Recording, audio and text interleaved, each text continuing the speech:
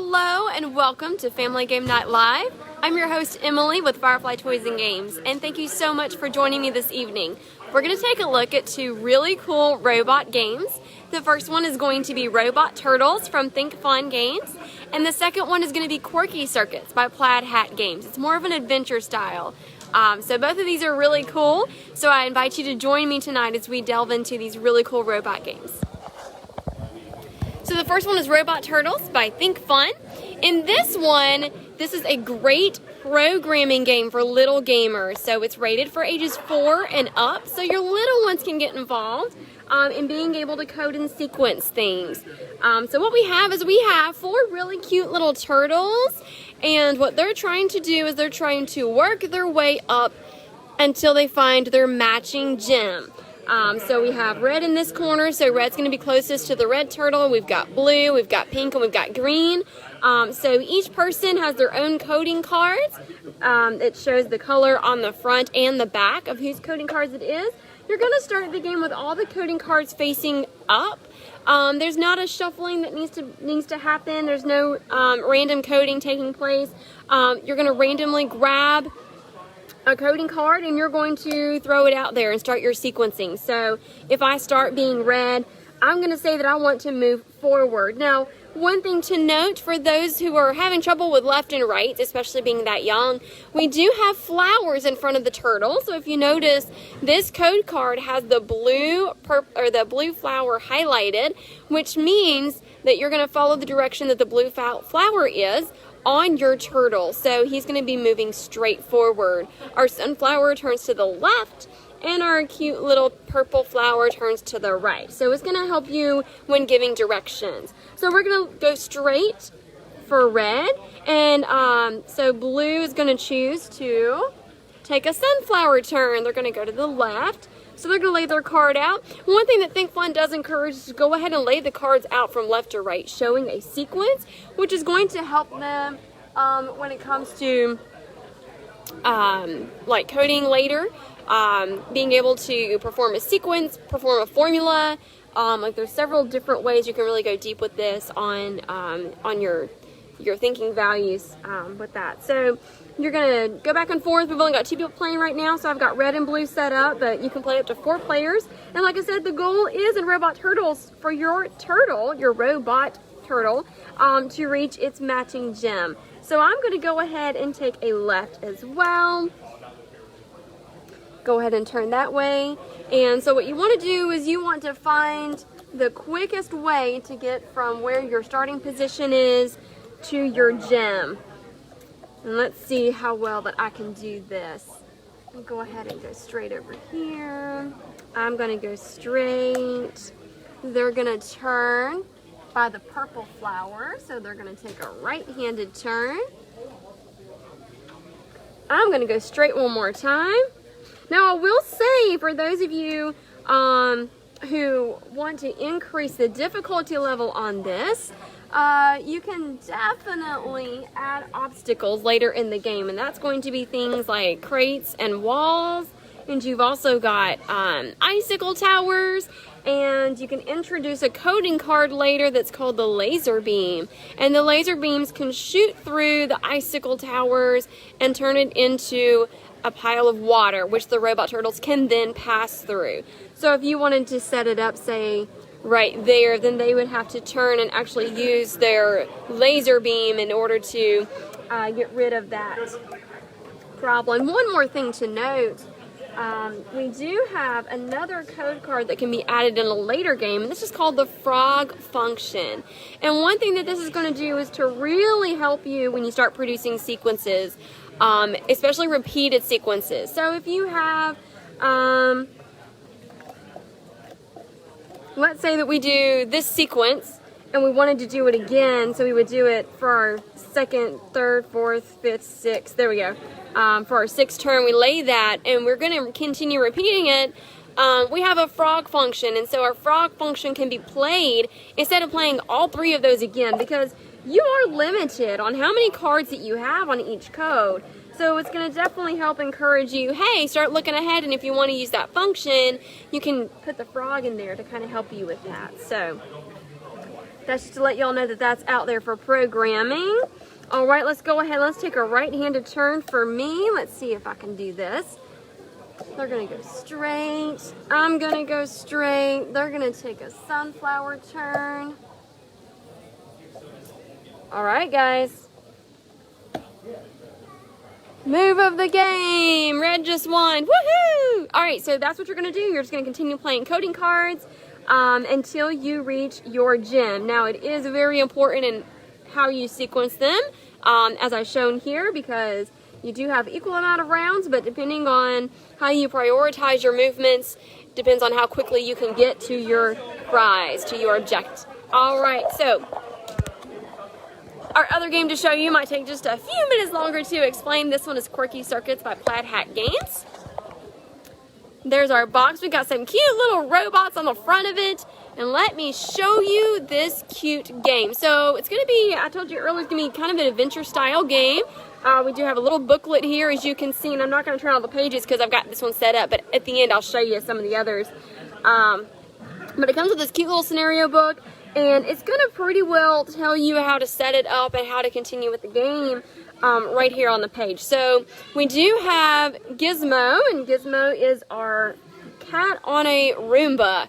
And it's so cute. I tend to go back to it every time I show this game because he's just precious. So Gizmo is spring cleaning in Robotopia. You need to help Gizmo get rid of all of the dust bunnies, which are the blue circles that are scattered all throughout the game board, which there's a little hint on here as to where they need to be placed. And make sure that the mischievous kitty bot doesn't end up making a bigger mess than the one that cleans up. So what we need to do is we're going to cooperatively work until we get all the dust bunnies off the board collected. So there is a total of 8 of them, 7 of them, I can't count, right here on the board. You do have a couple of obstacles you got to watch out for. I'll tell you how to move here in a minute. You do have yellow outlined things. Right here we've got a bed and dresser, we've got a table, we've got the desk over here. You do want to watch out for those because you can't just pass through them. I know cats can leap, but the cat pretty well has her claws into this Roomba, this bot. So they're together and Roomba doesn't jump. So whatever can be manipulated on the floor, that's how we're going to be able to move. We can't go under the desk or under the table. So you got to make sure and go around the obstacles. One other thing to note, we do have a white line right here, and this is the boundary of the game. Anytime you hit that obstacle, you're going to halt your movements completely, and that's going to end that particular move. Now let's talk about the movement, which is one of the most important things of this whole game. I've dealt out cards for each player. We have a total of 3 players playing, which means we're going to have a total of 4 cards each. If you have either 3 or 4 people playing, you're going to have a total of 4 cards. And if you have 2 people, you're going to have a total of 5 cards. You need a little more help. Now, one thing is each person's going to have to contribute at least 1 move card. So the tricky part of it is you cannot communicate with each other. What we're going to do is we're going to say ready, set, go, and it's simultaneous laying down cards, but they're not face up. You're going to turn them face down. So the move cards might be forward. You might have one that goes backward. You might have one that goes forward either 2 or 3 spaces. And you've also got a couple of cards that might have you turn to the right or turn to the left. And it's going to give you an indication as to how to turn it right here. So it'll show you exactly what to do. This actually moves forward a space. This one simply turns where it's at. So just so that we're aware of what's going on. Now on the back of the cards, it's going to give you a little bit of a hint, but not a whole lot of help. It's going to give you the fact that we do have a forward or backward movement when this card gets laid down. And this card is going to tell us we're going to turn somewhere. We just don't know which way we're going to turn. So as we're talking and laying down, I'm going to go ahead knowing that Gizmo starts over here in the corner and he's facing this direction, which is the way that he's always going to start right there on that arrow. We're going to make sure we want to go forward. So I'm going to make sure that we get this going first. Now, as you start laying cards down, you do need to make sure that we have a sequence going. I laid this one down, so the next card placed is going to be to the right of it, and the next card is going to be to the right of that. So just to let you all know, that's what needs to happen. And you can stop this at any point once you hit 5 cards. It doesn't matter how many cards that you play in the sequence. We can go all the way up to, you know, like 6 or 7 or whatever. But we definitely need to make sure that we have at least 5 cards. Whenever you're done, put your deck on the table. Make sure and put your hands down so that everyone knows that you are finished. You are not going to play any more code cards. As soon as all of parties involved are done, the code cards can honestly that are in your hand can be set aside because they're not going to be used again until the next round. Now, we do need to pick up all the dust bunnies, and to be completely honest with you, unless we're able to verbally communicate exactly how many spaces, which we can't, we're going to have a hard time hitting all the dust bunnies in one round. Does that mean we lose? Absolutely not. It just means we're going to have to reset and try again. The only thing to watch out for is we do have only so much battery life. So we've got a total of 7 rounds that we can play with this particular scenario in order to get all the dust bunnies collected with Roomba. So they're very, very gracious on our beginner scenario here. One more thing before we get started with Gizmos, and hopefully we'll be able to encounter this real quick before we get off here, but Gizmo has a very special ability. So whenever Gizmo collides with an obstacle or a barrier, so any of the table, the desk, the bed, any of that, or the barrier, which is going to be the outside boundary, it's going to halt its movement. Like I said, you're always going to stop whatever movement you're in, and then it's going to rotate to the left. So just keep that in mind whenever you're playing through this game. Now, you can't change out these cards. You can't change up the order or anything.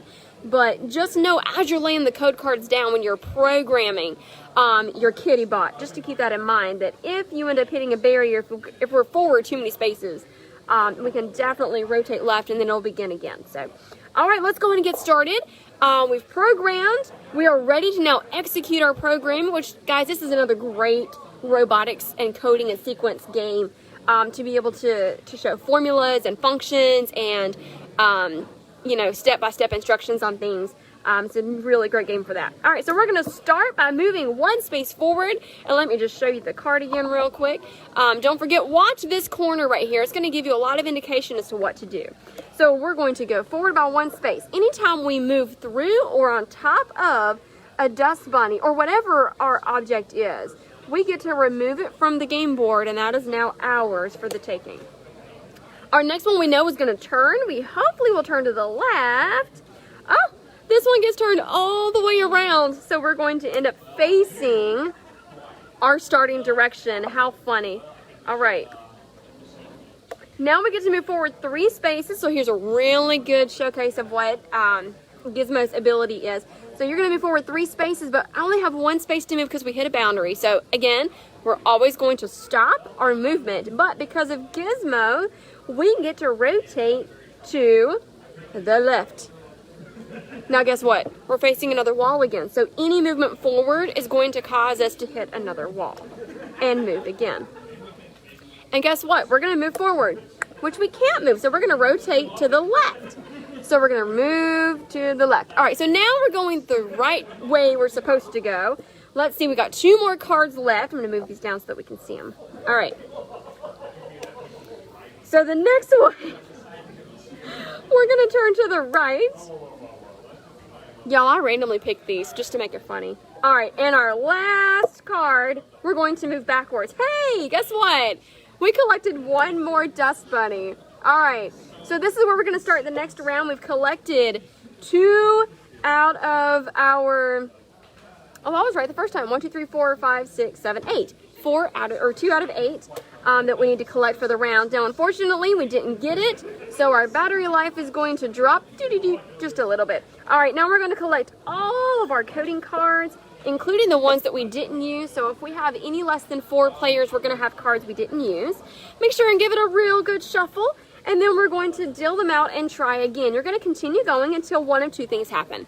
Either all the dust bunnies are collected, or until the battery life hits 0. And again, that means you've lost the game. So it means you have to reset and try again.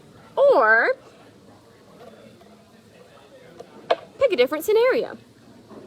You have all of these fun options to try out. Lots of different places, lots of different robots. So we've got, we have a dog robot. We got Rover.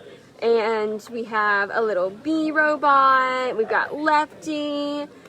So we got really cute things. So here's Lefty. Hey. All right, so there's different abilities with each of the robots. And so Twirl is our little bee, and so he's going to give you a special ability, which I do recommend not starting with him. He's got lots of things. So definitely push him off closer to the end, which I think he's farther back in the game. And then Rover. Isn't Rover so cute, the little puppy dog? But you've got Rover, and you've got Lefty, and you've got the little bee, and you've got Gizmo. So you've got lots of cute little options. And so lots of fun times, lots of things to play with. You've got different abilities. This one is, so you've got different sushi orders that you're trying to fulfill, and so you've got special commands for those. Lots of different special commands. Sometimes you're picking up apples instead. So it's not always dust bunnies. You've got lots of different adventures in here to make it fun and exciting for all involved.